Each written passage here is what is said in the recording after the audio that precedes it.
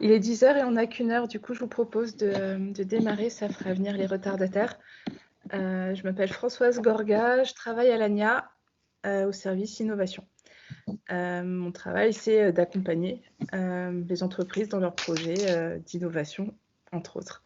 Ce webinaire traite de l'entrepreneuriat, puisque c'est un gros enjeu pour le secteur agroalimentaire, pour tous les secteurs en général, mais pour le secteur agroalimentaire en particulier. Et que l'ANIA y travaille depuis quelques temps maintenant. J'aimerais remercier tous les intervenants aujourd'hui. Donc, ils sont nombreux. Ils vont présenter leur expérience ou leur... je demanderai à tout le monde de couper son micro, s'il vous plaît, parce que je pense qu'on va être nombreux. Donc, ils vont présenter leur expérience ou l'initiative qu'ils portent.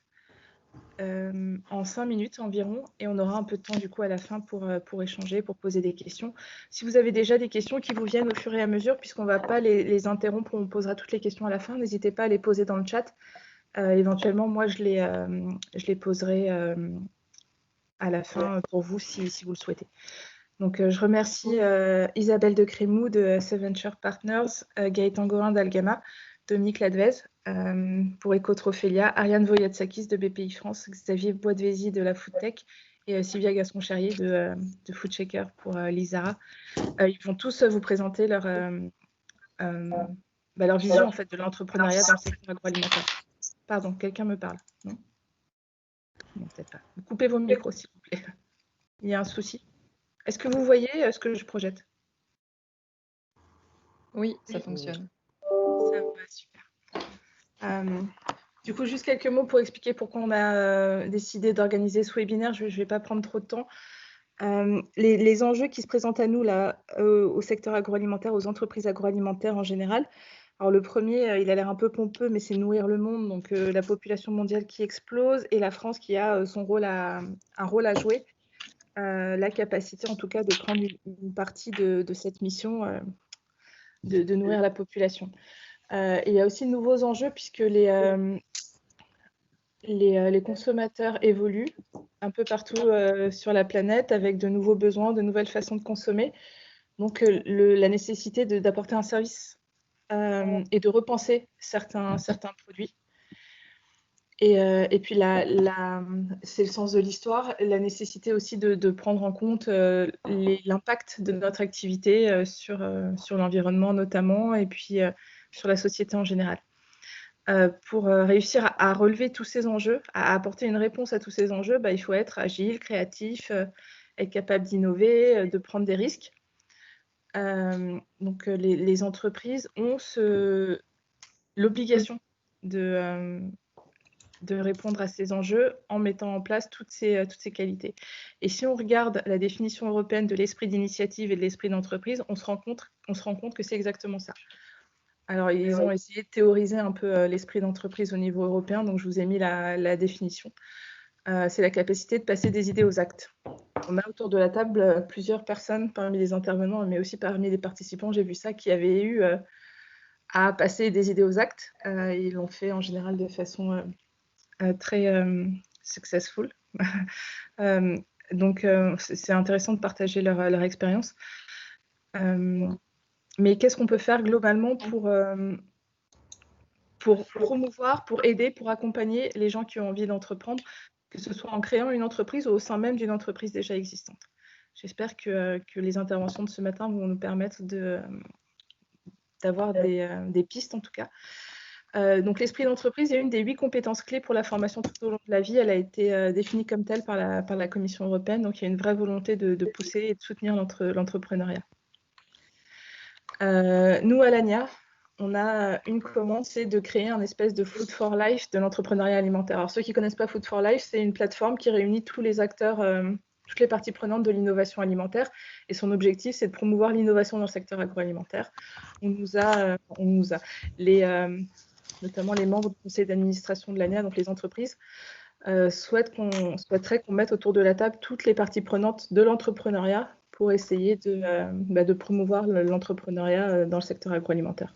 Les parties prenantes, j'en ai cité quelques-unes là, donc il y a les entreprises évidemment, les pouvoirs publics, les financeurs, toutes les structures d'accompagnement, on en a plusieurs qui vont parler ce matin, les instituts de formation. Et l'idée, c'est de mettre en place des actions, des réflexions sur le sujet. Donc ça, c'est notre prochain chantier.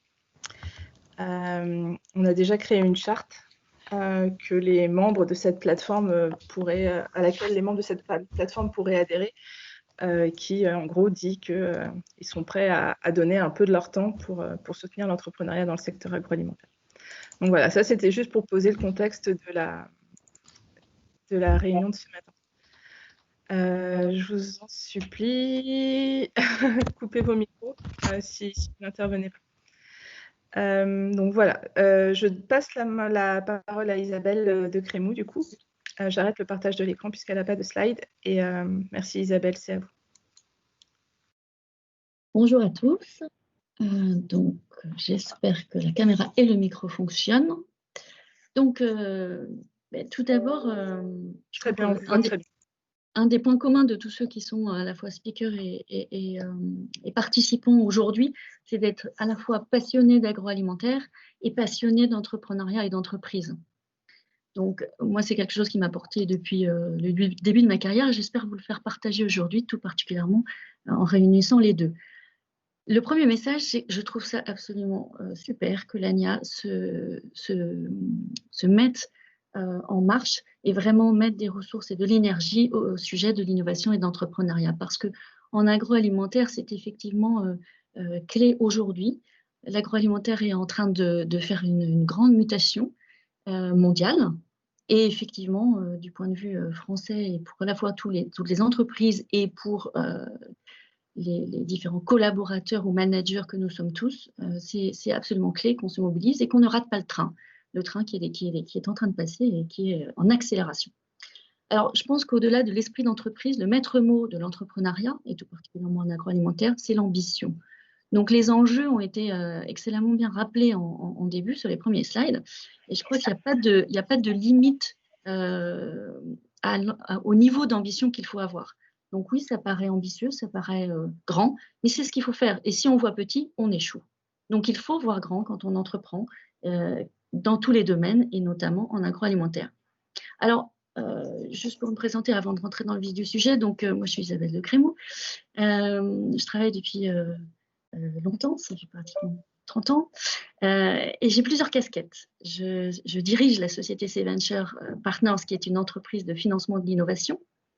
Et à ce titre, on gère à peu près 800 millions et les domaines principaux dans lesquels on investit sont les domaines de l'agroalimentaire au sens food, feed, agtech, digitalisation de l'ensemble des segments, nutrition et également tout ce qui concerne la pharmaceutique, le diagnostic et le digital health. On investit en France, bien sûr, mais aussi en Europe, en Amérique du Nord, en Asie, et donc avec une vision très internationale. Je pense que c'est essentiel pour les entrepreneurs, notamment en agroalimentaire. Et même si le marché de l'agroalimentaire est relativement plus segmenté et plus fractionné et plus régional que les autres marchés, il est néanmoins indispensable que les entrepreneurs dans l'agroalimentaire voient tout de suite mondial. Même si au début, leur entreprise est petite, même si au début, les produits qu'elle fabrique ou qu'elle prévoit de fabriquer sont à ambition nationale, au début, il n'en demeure pas moins que les concurrents et l'ambition doit être mondiale dès le démarrage. Alors nous, au titre de C-Venture, on finance toutes les stades, donc de la création de l'entreprise, amorçage, croissance, aussi bien des startups que des PME. En plus de cette casquette de dirigeant de C-Venture Partners, j'ai d'autres casquettes qui peuvent nous créer des façons de nous rencontrer avec les différents participants, speakers ou participants.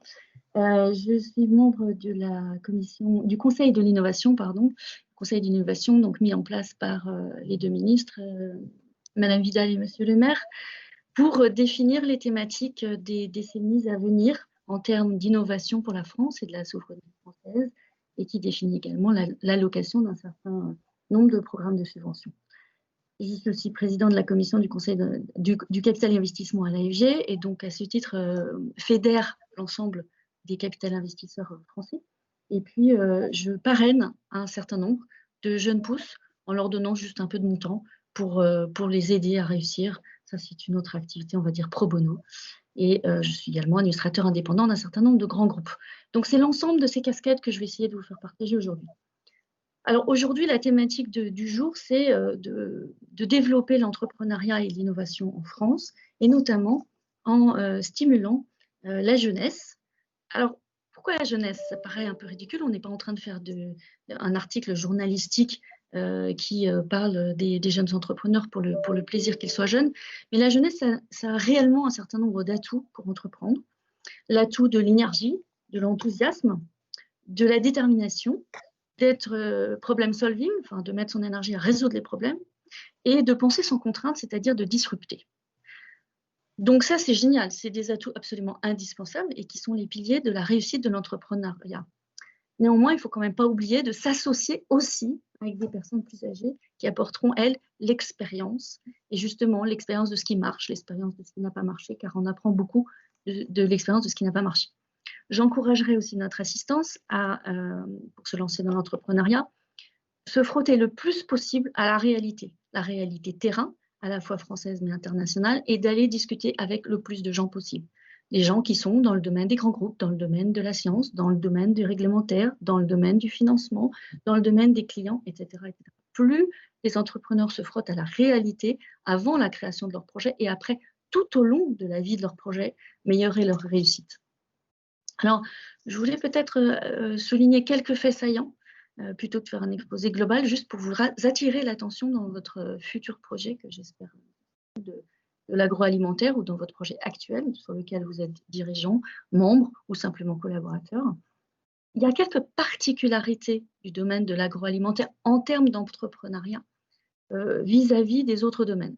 Alors déjà, le monde de la création d'entreprises, de la start-up et donc du capital risque et du financement de ces nouvelles entreprises a d'abord historiquement émergé dans le domaine du digital et dans le domaine du médicament, notamment avec les biotech. Donc ça, c'est l'historique. Depuis peu, il y a également un grand mouvement donc, par la food tech, et la fintech et la tech, il y a un grand mouvement de nouvelles entreprises et donc aussi de nouveaux acteurs du financement, parce que réussir son entreprise, c'est forcément aussi la financer. Donc, il y a un certain nombre d'acteurs. Néanmoins, il y a beaucoup moins d'acteurs intéressés par l'agroalimentaire qu'il n'y en a dans le digital pur ou dans la biotech pure. C'est juste une question historique, c'est parce que c'est un domaine récent. Mais ce n'est pas uniquement que historique, c'est aussi parce que, sauf exception spectaculaire à l'américaine, style Beyond Meat, globalement, les valorisations de sortie des entreprises agroalimentaires sont moins élevées que dans le digital et dans les biotech. C'est juste un fait qu'il faut garder en mémoire. Et donc, quand vous vous lancez dans une entreprise ou quand vous développez une entreprise d'agroalimentaire, lorsque vous levez des fonds, il faut convaincre que malgré ces valeurs de sortie moins élevées, le multiple que va réaliser l'investisseur va être au moins aussi bon que dans les autres verticales où il peut investir. Ceci parce que dans l'agroalimentaire, les capitaux à mobiliser jusqu'à la sortie de l'entreprise sont en général plus faibles. Donc, si on raisonne en multiples, valo plus faible et capitaux nécessaires plus faibles, ça donne un multiple excellent. Et c'est ça que vous devez utiliser pour convaincre les investisseurs. Ensuite, caractéristique aussi du marché agroalimentaire, le marché lui-même est beaucoup plus fragmenté que sur les domaines du digital ou des biotech. Pourquoi? Tout simplement parce que dans la santé ou dans le digital, c'est l'offre qui pousse la demande. En santé, les patients ne demandent pas d'être malades, donc quand ils sont malades, ils sont obligés de se soigner, ce n'est pas un choix. Et en digital, l'offre pousse la demande, c'est-à-dire qu'ils n'ont pas forcément eu l'idée ou le besoin d'une fonctionnalité, mais parce qu'elle existe et parce qu'on leur propose, ils finissent par l'utiliser. En agroalimentaire, c'est strictement l'inverse, c'est-à-dire que c'est la demande, donc les consommateurs, le marketing et la réglementation nationale, régionale et mondiale qui tirent le marché. Donc du coup, la façon dont on monte une entreprise agroalimentaire est complètement différente et la façon dont on convainc les capitaux risqueurs dans ce domaine est complètement différente pour ces raisons-là. Qui découle également de cette fragmentation de marché vient le fait que souvent les entrepreneurs dans l'agroalimentaire ont une vision nationale ou régionale de l'ambition de leur entreprise. Or, les capitaux risqueurs attendent une ambition mondiale. Je ne dis pas qu'il faut se lancer dès le premier jour à la conquête du monde. Ce n'est pas ce que je veux dire. Il faut phaser les développements. Mais néanmoins, il faut voir loin, voir long terme et voir qu'à un moment, l'entreprise pourrait avoir un niveau mondial. Et donc, raisonner par étapes et savoir convaincre est important, malgré la fragmentation du marché. L'autre caractéristique également qui explique pourquoi les investisseurs dans l'agroalimentaire sont venus après être d'abord actifs en digital et en biotech, c'est également la faiblesse des barrières à l'entrée des modèles des entreprises de l'agroalimentaire. C'est-à-dire, dans le domaine de l'agroalimentaire, il y a moins de barrières à l'entrée liées à des brevets et il y a plus de savoir-faire, plus de first mover advantage et ce genre de choses. Tout ceci, c'est juste une observation du domaine, mais ça fait que ça oriente la façon dont vous devez construire votre entreprise et la façon dont vous allez argumenter et convaincre les capitaux investisseurs dont je fais partie, par exemple. Alors, après, je voulais aussi profiter des 5 minutes qui me sont imparties pour lancer le débat également sur les thématiques à la mode. Dans l'agroalimentaire, je parle des thématiques à la mode pour les financeurs, pour les capitaux investisseurs, donc ce qui attire dans les entreprises d'agroalimentaire. Donc, c'est évidemment, comme l'a été expliqué dans les slides des enjeux de départ, tout ce qui concerne la sustainability, ce qui concerne le mouvement des millennials vers les plant-based food, ce qui concerne la digitalisation de l'ensemble de la chaîne du champ à l'assiette. Donc ça s'applique à la fois en ag, tech, en feed et en food. Le microbiome, qui est une thématique complètement disruptive. La convergence entre l'alimentation et la santé, le rôle de l'alimentation dans la santé. Et enfin, le vieillissement de la population en Occident, qui coexiste avec, à contrario, une explosion de la population dans le reste du monde, et dans le reste du monde, une population relativement jeune. Donc des habitudes de consommateurs qui évoluent, aussi bien en Occident que dans le reste du monde, relativement rapidement. Donc pour lancer le débat et pour alimenter dans les 5 minutes que j'avais, je pense que je vais m'arrêter là et je répondrai à toutes vos questions dans la partie débat.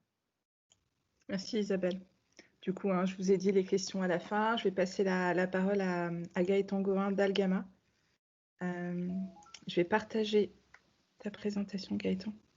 C'est bon, je me connecte. Est-ce que vous m'entendez bien?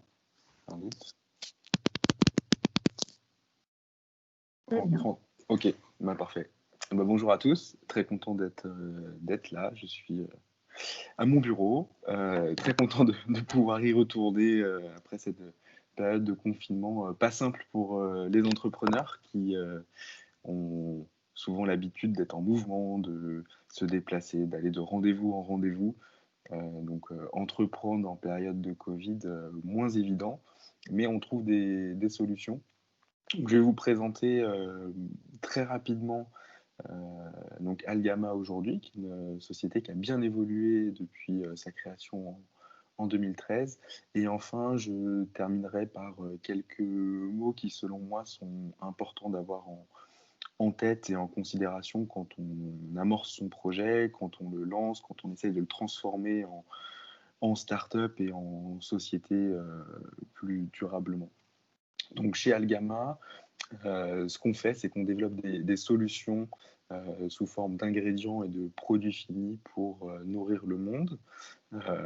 Sujet assez pompeux, mais qui finalement est aussi un vrai enjeu.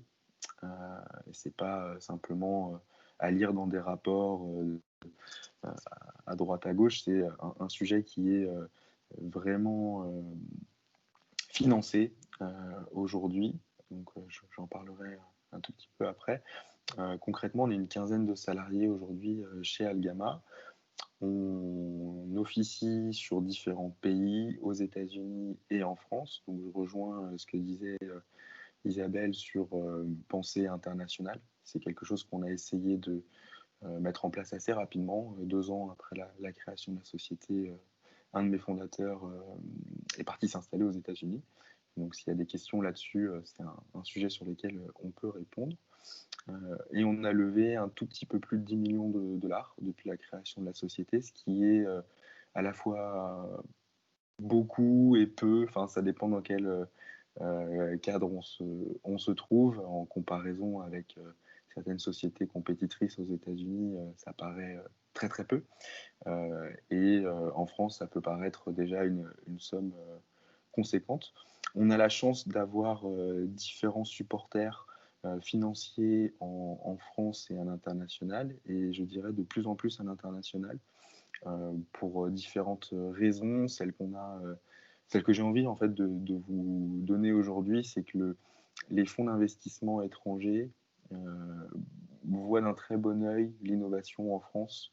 On a des écoles d'ingénieurs agroalimentaires de premier plan.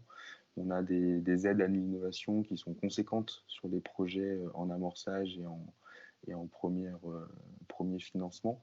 Et donc, c'est deux critères intéressants qui sont souvent à l'esprit des financeurs étrangers. Donc, on a différents fonds que vous connaissez peut-être. Certains peuvent être un peu obscurs parce qu'ils financent aussi beaucoup de sociétés qui peuvent être concurrentes, ce qui est le métier sans doute d'un investisseur, de diluer son risque dans une dizaine de sociétés qui vont faire du mythe analogue, ou qui vont faire du remplacement au jaune d'œuf, ou qui vont faire des ingrédients dérivés de végétaux ou d'algues ou de champignons. Donc il faut accepter aussi d'ouvrir un petit peu son capot, de montrer ce qu'il y a à des financeurs qui ont la capacité de vous faire passer un étage supérieur, ce qui n'est pas forcément un des modes de développement des entreprises. Dans mes réseaux, j'ai beaucoup d'entrepreneurs qui ont créé leur société sans appel à financement extérieur et qui se portent très très bien aujourd'hui. Donc la course à la levée de fonds et au financement externe n'est pas forcément la seule voie. Je pourrais aussi apporter plus d'éléments de réponse à ce sujet. La levée de fonds peut être assez chronophage et aussi se déconnecter d'un opérationnel. Donc, c'est des sujets à prendre en considération. Sur le slide suivant, simplement pour vous montrer qu'aujourd'hui, on a vraiment deux entités chez Algama. On a tout ce qui concerne nos labs, où on va travailler sur des technologies qui peuvent permettre de valoriser les algues et les microalgues en extrayant des propriétés d'intérêt. Donc ça peut être des molécules complexes comme la phycocyanine pour ceux qui connaissent. Ça peut être également des minéraux, des vitamines ou des propriétés de texturation. L'objectif, c'est de transformer ces algues et ces microalgues en ingrédients prêts à l'emploi pour des industriels, pour être utilisés pour la fabrication de produits qui aujourd'hui sont assez demandeurs sur des thématiques de végétalisation. Tous les grands groupes cherchent des ingrédients leur permettant de remplacer l'œuf, de remplacer des molécules de lait, de remplacer différents texturants que le consommateur n'a plus envie de voir par des solutions sans doute plus durables et qui aussi vont avoir une fonctionnalité supérieure.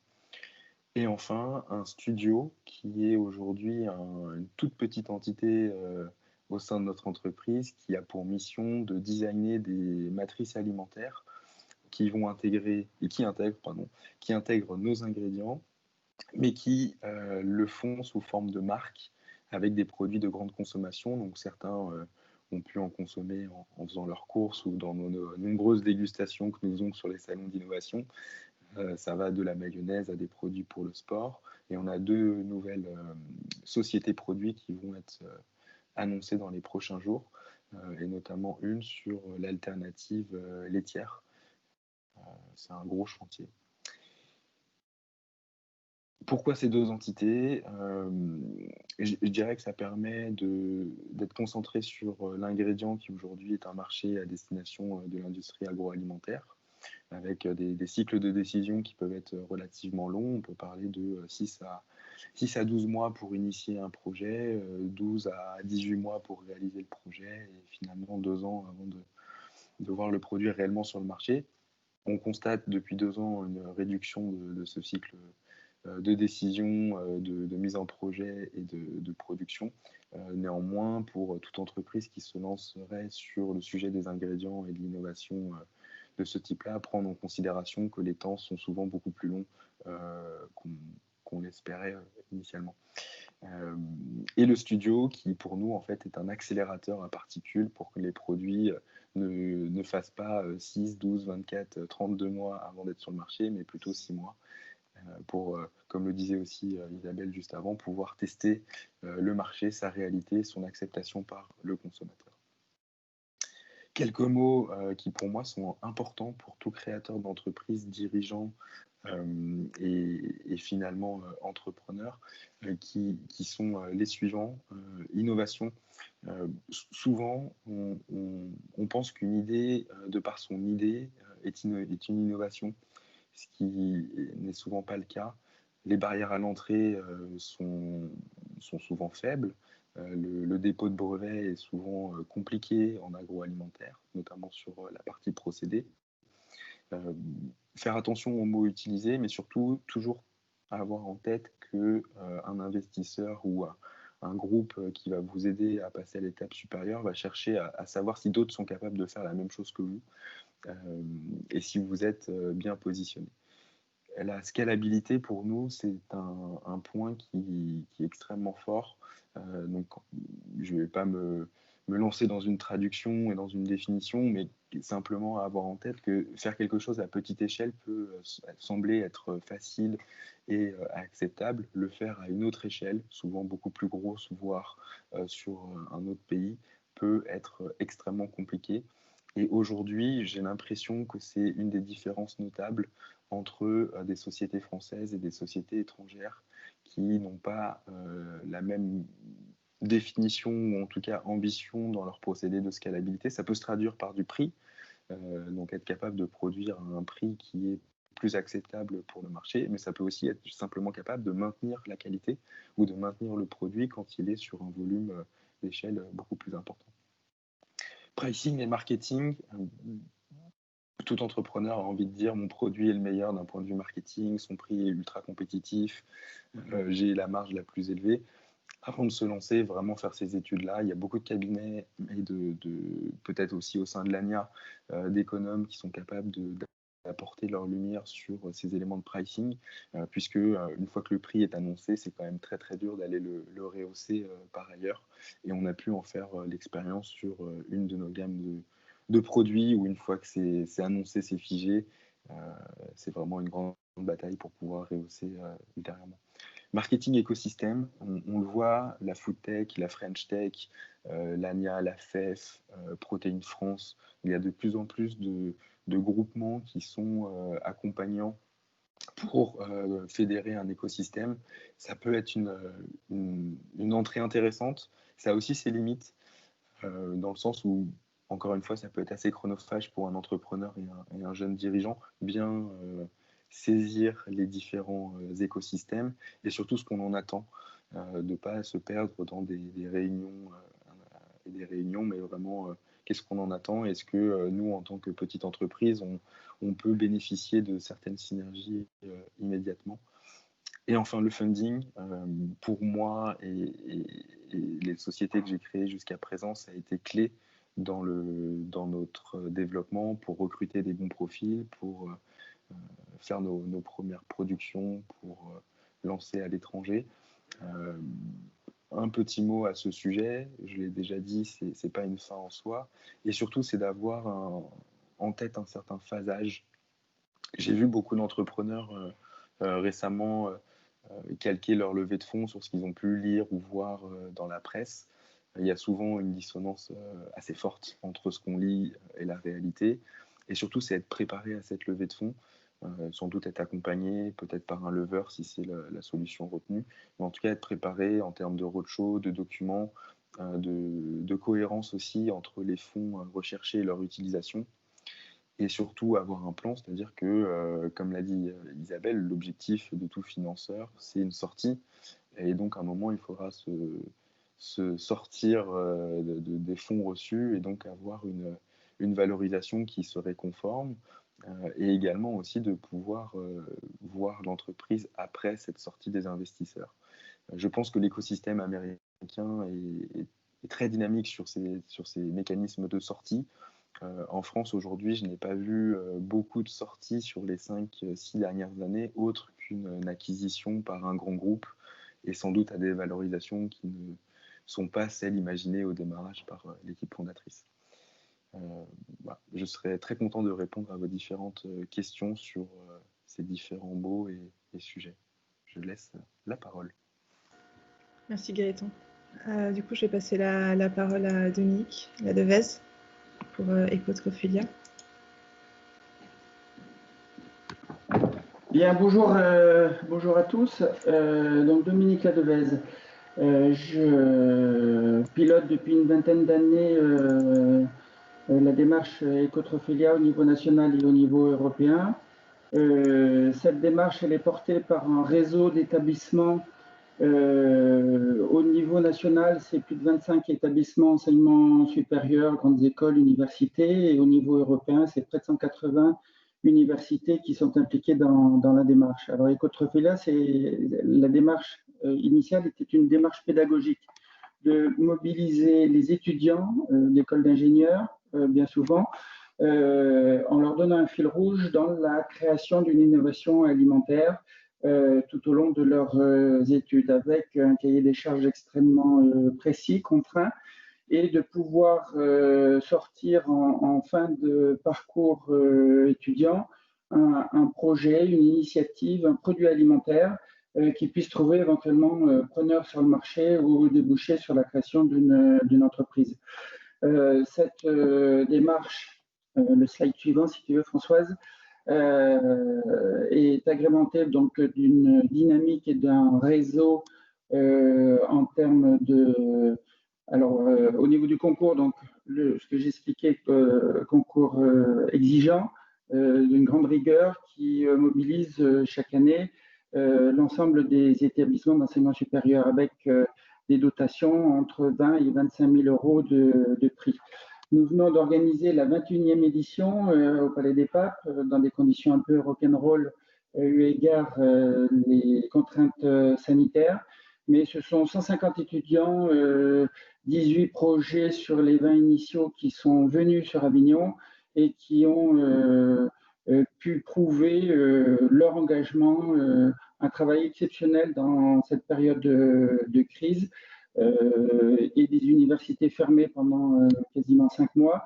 Ils ont pu aller jusqu'au bout de leur projet et l'ensemble des professionnels présents ont pu reconnaître cette initiative et leur engagement, un peu d'ailleurs à l'initiative de l'ensemble du monde de l'agroalimentaire qui a pu, en période de crise, nourrir toute la population sans qu'il y ait vraiment de rupture. Et ça, c'était une prouesse. Et les futurs ingénieurs de ces entreprises ont su relever le défi cette année. Donc, un réseau Ecotrophilia, c'est un vrai écosystème. Au-delà de la démarche qui rassemble donc aussi bien des branches professionnelles, des interprofessions, des centres techniques, mais l'ensemble des établissements d'enseignement supérieur français. Au-delà de cette démarche pédagogique de création de produits, on a observé depuis les 5 dernières années une forte proportion de projets et d'équipes d'étudiants de porter ces projets dans le cadre de la création d'une start-up. Globalement, les relations entreprises au niveau d'Ecotrophilia sont à trois niveaux. Soit une entreprise contacte une école et élabore avec un projet avec des équipes d'étudiants. Cette année, on a eu le cas avec Danone et La Vie Claire qui ont porté des projets d'établissement et d'étudiants par rapport à une commande. D'autres projets qui arrivent au terme du concours peuvent trouver preneur par une entreprise qui va acheter le projet, le concept et le mettre en œuvre. Et puis, comme je l'ai exposé, on a cette création de start-up qui a pris une importance depuis 5 ans, puisque près de 20 start-up ont été créées ces dernières années. Et 80% des projets présents cette année ont une volonté d'aller jusqu'à la mise en œuvre de leur entreprise. Alors, j'ai mis quelques exemples de start-up qui ont vraiment percé, qui ont une dynamique extrêmement intéressante. Un bon nombre des participants à ce webinaire sont soit des anciens, soit des équipes pédagogiques qui retrouveront les projets qu'ils ont pu accompagner. Donc, Carré Futé, donc c'est une aide culinaire 100% végétale et qui a été créée par une étudiante de l'ENSAIA de Nancy et qui a pu défrayer la chronique puisqu'ils ont eu une campagne d'affichage dans le métro à Paris au mois de novembre dernier. Et cette année, Camille Bloch a participé au jury national en tant que jury. Et donc, on voit bien la transmission par les pairs de cette démarche d'entrepreneuriat. Autre exemple, on a Arienco. Donc, ça, c'est une start-up qui a été initiée en 2013 par des étudiants qui se sont positionnés sur la valorisation de la protéine végétale. Arienco, c'est une vingtaine de salariés. Ils ont levé l'année dernière 2 millions d'euros. Ils visent 5 millions d'euros de chiffre d'affaires. Une vraie dynamique et un positionnement extrêmement fort sur une forte demande autour de la protéine végétale, pas simplement au niveau de plats cuisinés, mais ça peut être aussi des soupes, etc. Donc,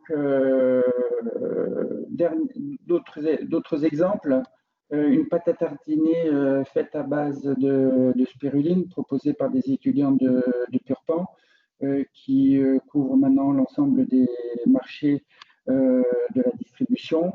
Comme autre initiative, le slide suivant,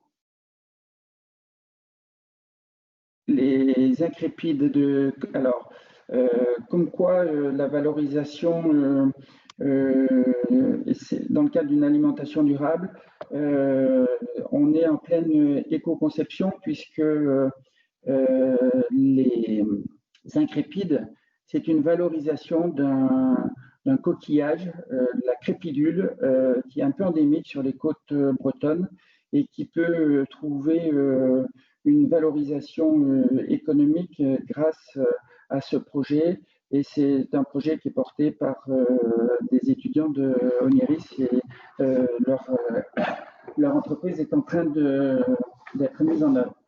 Dernier slide pour dire que ces projets et les étudiants travaillent sur des produits qui sont complètement en phase avec la demande consommateur, que ce soit sur la dimension nutrition, santé, alimentation durable, éco-conception. Ces projets peuvent voir donc le jour dans le cadre d'une création de start-up et peuvent être aussi accompagnés par des grands groupes. Et j'ai mis l'exemple de l'Idiculoté puisque ce sont des tartelettes là, qui ont été élaborées par des étudiants de Neris Nantes et qui démarrent une incubation dans l'incubateur Nestlé à Nestec à partir de ce mois de septembre, où ils vont être pendant 6 mois coachés dans l'incubateur de Nestlé au niveau de la Suisse. D'une démarche pédagogique à la création de start-up, l'écosystème Ecotrophelia, c'est aussi la mise en avant de projets de start-up. Nous avions initié dans le cadre du CIAL Razine Startup en 2018, qui était une valorisation de projets au niveau national et au niveau européen. Et cette année, nous avons réédité l'opération dans le cadre d'une opération qui s'appelle Next Food Generation. Nous avons eu 36 candidatures de start-up qui ont été retenues pour le prochain CIAL. Le CIAL a été reporté, mais nous allons valoriser ces start-up en liaison avec le CIAL en mettant en avant leurs projets dans une vitrine spécifique de Cialino qui va être mise en ligne à partir de mi-octobre. Donc, en résumé, Ecotrophelia, c'est un révélateur de talents, un vivier de produits, de projets. C'est un écosystème qui produit et qui est acteur et qui est toujours dans une phase de réinvention. C'est pour ça qu'on a coutume de dire qu'on est un peu un laboratoire de l'innovation. Et cette dynamique a l'avantage d'être élargie à l'ensemble des pays européens. Voilà, le temps étant compté, je reste à la disposition de l'ensemble des participants. Même certains peuvent témoigner puisqu'ils ont été acteurs ou parties prenantes dans l'encadrement pédagogique des équipes, notamment qui ont pu être présentes cette année à Ecotrophilia France 2020.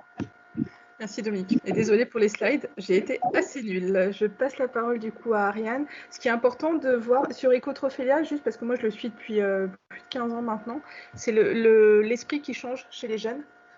Comme le disait Dominique, on a interrogé toutes les équipes cette année et 80% d'entre elles ont répondu « oui, on pense à passer à l'étape entreprise ». Alors que là, il ne s'agit que d'un projet finalement mené dans le cadre de leur dernière année d'école d'ingénieur.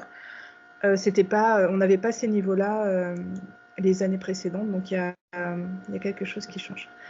Ariane, je projette tes slides normalement. Est-ce que vous les voyez? Je recommence. Normalement, j'ai la main, Françoise. Tu peux y aller? Vas-y alors. Okay. On va voir si ça affiche bien. Je vais te dire si je les vois. Je recommence.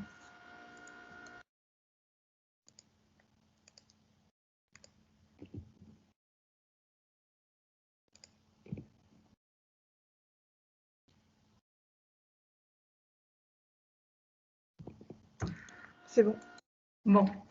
Eh bien, bonjour à tous. Donc, Ariane Bouedzaki, je suis responsable du secteur agroalimentaire à la direction de l'innovation de BPI France, la Banque publique d'investissement.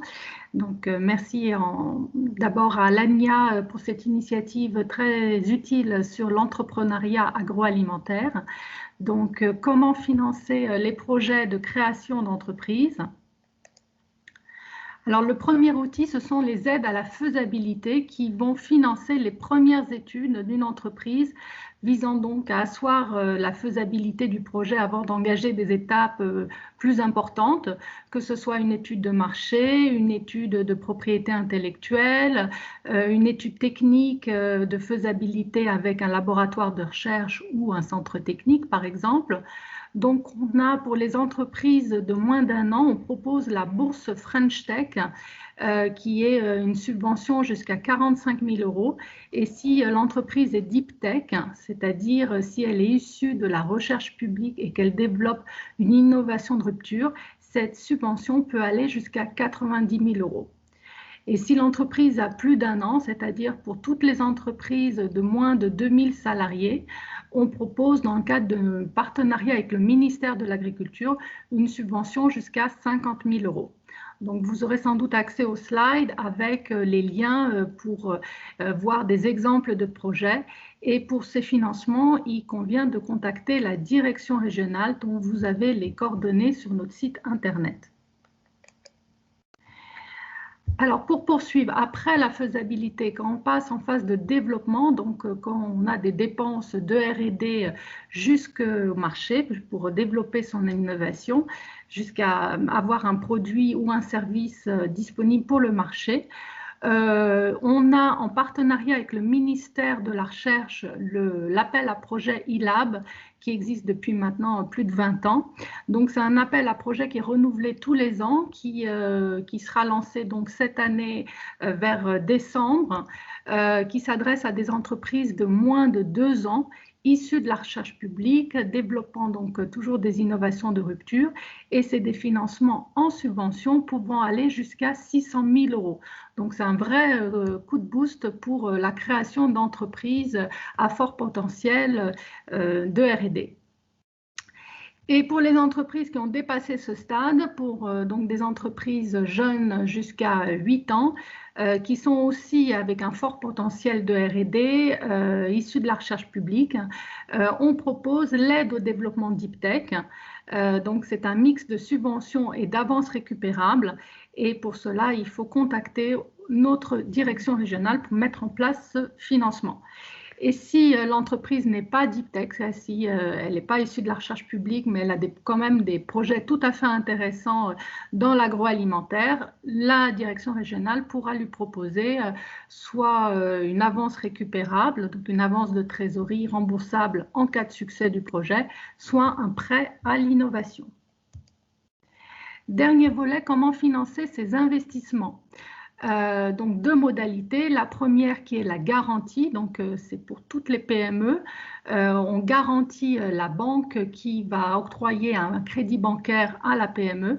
Donc ça permet de couvrir le risque en cas de défaillance de la PME, ce qui incite donc la banque à prendre plus de risques vis-à-vis de la PME pour financer cet investissement. Donc une garantie qui peut aller jusqu'à 60%. Vous avez aussi un lien qui explique le dispositif et toutes les banques connaissent très bien ce dispositif. Vous pouvez en parler avec votre banquier. Et pour finir, dans le cadre de l'actualité du plan de relance, il y a un nouvel appel à projet qui vient d'être lancé au début du mois, qui clôture le 17 novembre avec des instructions au fil de l'eau. Donc c'est pour les entreprises de toute taille, pas seulement les startups, mais aussi bien sûr les startups qui ont été impactées par le Covid et ou qui ont un projet d'investissement à financer. Donc c'est un financement exclusivement en subvention, très intéressant. Et j'aurai l'occasion de le présenter vendredi 18 septembre à 10h. Vous avez sans doute reçu l'invitation de l'ANIA. Donc, c'est un appel à projet qui est dédié à l'industrie alimentaire que je vous invite à consulter sur le site qui s'affiche. Voilà, je vous remercie de votre attention et bien sûr à votre disposition pour toute question. Merci beaucoup, Ariane. On enchaîne parce qu'on a pris un peu de retard. Je passe la parole du coup à Xavier Boisdevésy pour la Food Tech. Je vais afficher ton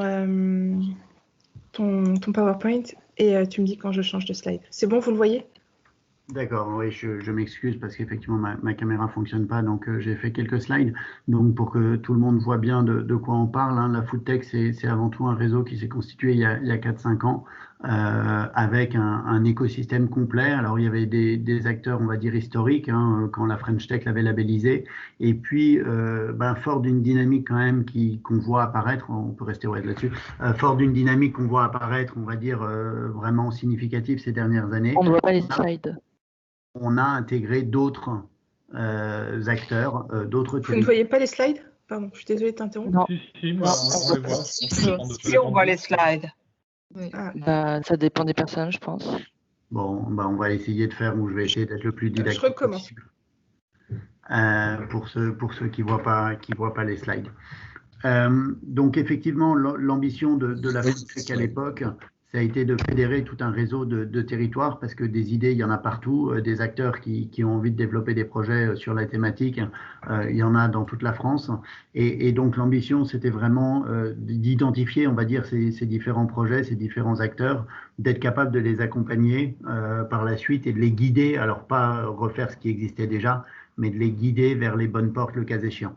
Si on passe sur le slide suivant, on voit effectivement les différents, on va dire, éléments ou rôles qu'a l'écosystème. C'est avant tout de fédérer un écosystème, le cas échéant, une porte d'entrée, alors unique peut-être pas, mais en tout cas identifiable par les acteurs qui voudraient créer des projets et monter des sociétés. C'est les accompagner en faisant de la veille, en leur apportant, on va dire, une vision extérieure du segment, du secteur, et puis c'est leur proposer de se rencontrer, d'échanger. Alors depuis 3 ans maintenant, il y a un événement à Dijon qui s'appelle Food Use Tech, qui a lieu la semaine prochaine, alors dans une forme un peu particulière cette année, mais on donne également des cours. Alors des cours certes au niveau faculté, étudiants, etc., mais parfois des interventions aussi auprès d'acteurs de grands groupes qui sont perdus, qui nous disent « Ah, mais on voit passer un train de la Food Tech, on ne sait pas de quoi il s'agit ». Et puis on s'engage également auprès de lycéens, parce qu'on voit d'ailleurs à des niveaux de lycée, seconde, première, terminale, qu'ils ont parfois des idées en organisant des startups Food Tech. Maintenant, l'idée là aujourd'hui, c'était de revenir sur un élément particulier, enfin moi qui me semble intéressant sur le slide suivant, c'est de donner un exemple concret d'initiatives qu'on a prises et qu'on développe au niveau de Dijon autour de l'alimentation durable. Donc on sait qu'effectivement l'alimentation de demain, d'une certaine manière, sera un vrai challenge. Et dans le cadre des territoires d'innovation, donc qui sont des projets financés par l'État dans le cadre des PIA, enfin des projets d'investissement d'avenir, Dijon s'est positionné avec tout un consortium autour de l'alimentation durable. Finalement, si je dois simplifier, comment mieux produire pour mieux manger et être, on va dire, en meilleure santé. Et là, la food tech, et j'en parle parce que c'est évidemment un outil qu'on va mettre à disposition de tout l'écosystème et pas seulement local, a développé ou est en cours de monter un Living Lab. Donc finalement, le point de départ, c'était de se dire comment on est capable d'accompagner des entrepreneurs pour pouvoir tester à l'échelle d'un territoire des nouveaux produits, des nouveaux services et nouveaux business models.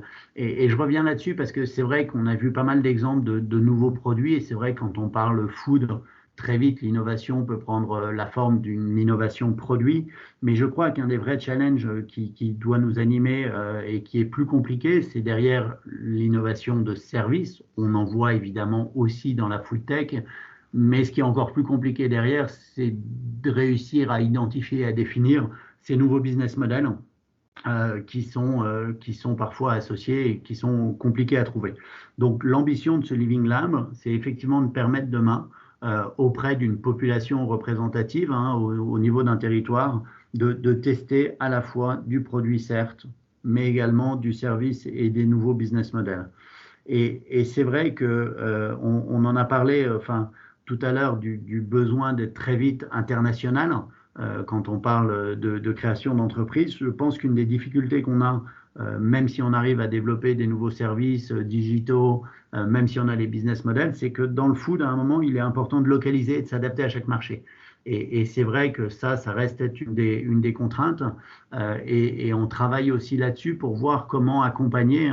J'ai pas cité mon autre casquette qui est, on va dire, en charge de projets digitaux pour le groupe SEB, présent dans 150 pays. Et donc ça, c'est quelque chose qui m'anime particulièrement parce qu'on voit bien qu'il y aura un besoin aussi pour des entrepreneurs français qui ensuite veulent se déployer rapidement à l'international, d'être un petit peu accompagnés. Alors il y a d'autres structures, mais sur les spécificités liées à chaque marché qui peuvent être des freins à un moment à l'expansion internationale. Voilà en quelques mots, donc n'hésitez pas à poser des questions, soit sur ce projet de Living Lab ou sur la food tech de manière générale. Merci beaucoup. Merci Xavier. Je vais passer la parole à notre dernière intervenante, last but not least. Comme ça, on pourra passer aux questions. Désolée, on a un peu débordé du coup, mais c'était intéressant, je pense. Sylvia Gascon-Charrier, du coup, pour Food Checker. Oui. C'est bon, vous voyez les slides?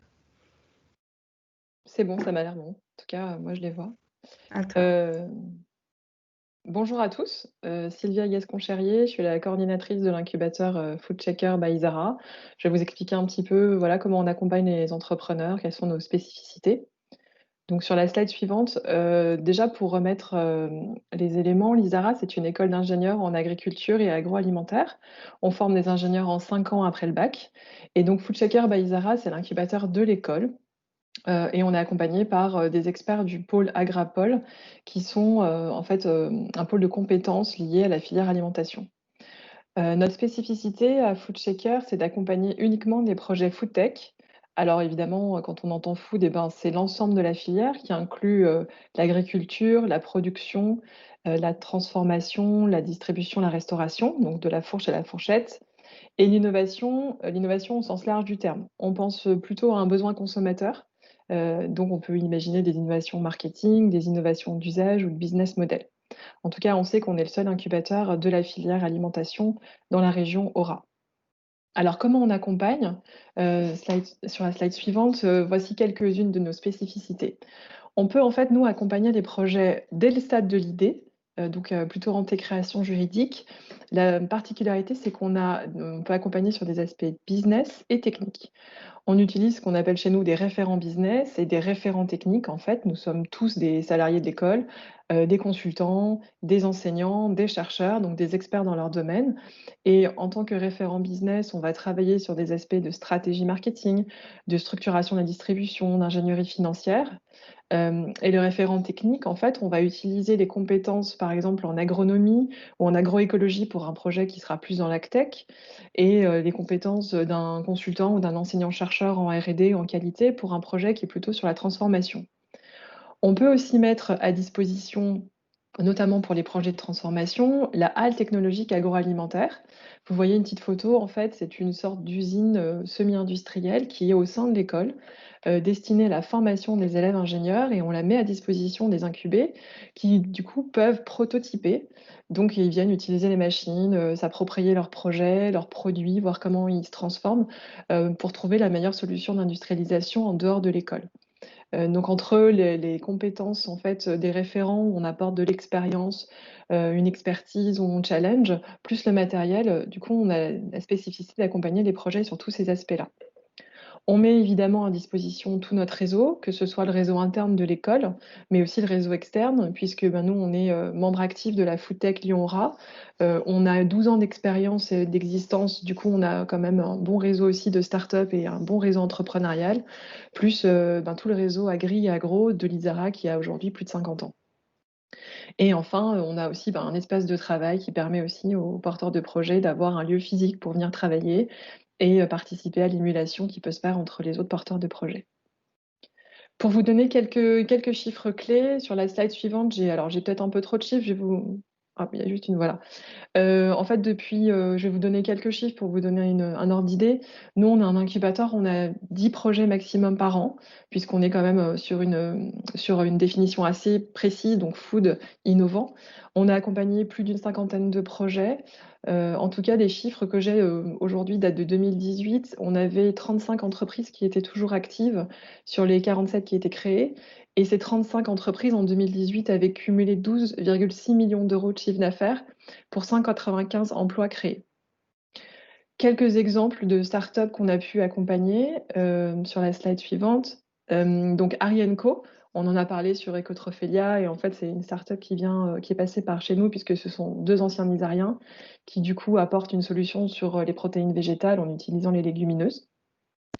Alors je vous dis un mot très rapide, mais vous pourrez aller voir sur leur site internet à chacun. Maison Boutarin, c'est une entreprise qui valorise de l'ail en faisant une transformation naturelle pour transformer l'ail en ail noir, qui est un condiment extrêmement raffiné.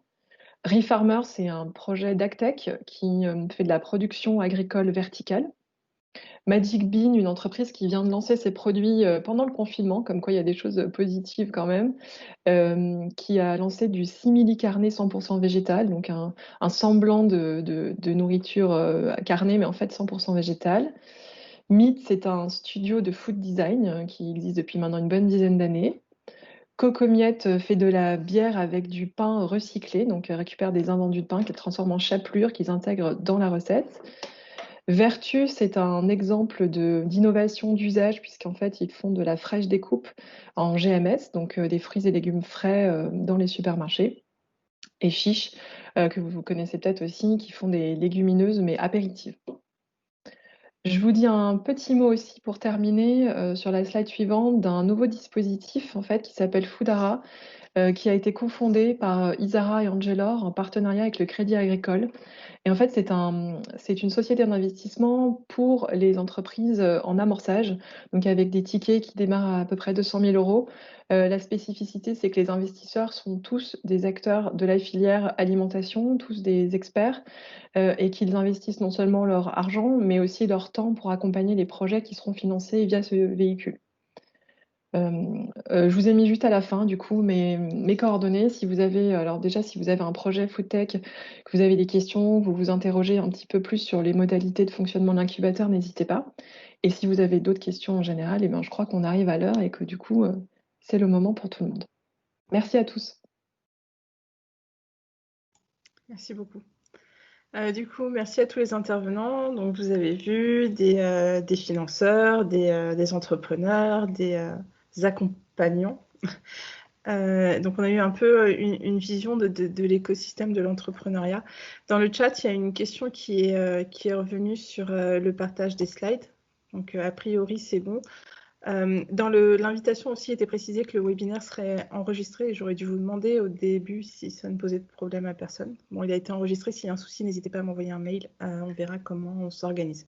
Est-ce que quelqu'un veut prendre la parole? Est-ce que quelqu'un a une question, sachant qu'on n'a plus vraiment beaucoup de temps, mais on peut... vous pouvez de toute façon m'adresser les questions et je pourrai les renvoyer à la personne concernée. Mais si vous avez une question brûlante, n'hésitez pas, vous pouvez prendre la parole.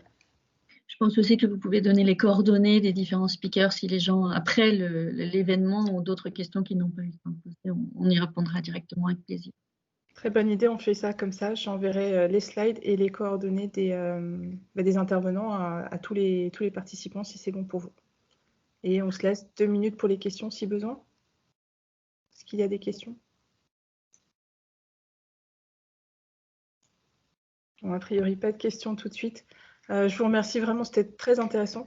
Et merci à tous ceux qui sont restés avec nous. Vous étiez nombreux, donc ça c'est une source de satisfaction. Tout ce qu'on se souhaite, je crois, c'est qu'on se revoit d'une façon ou d'une autre les uns et les autres parce que ce sera bon signe pour l'entrepreneuriat en France. Ça, c'est le meilleur mot de la fin. Allez, bonne journée à tous. Bonne journée. Bonne journée, merci beaucoup. Au revoir, bonne journée.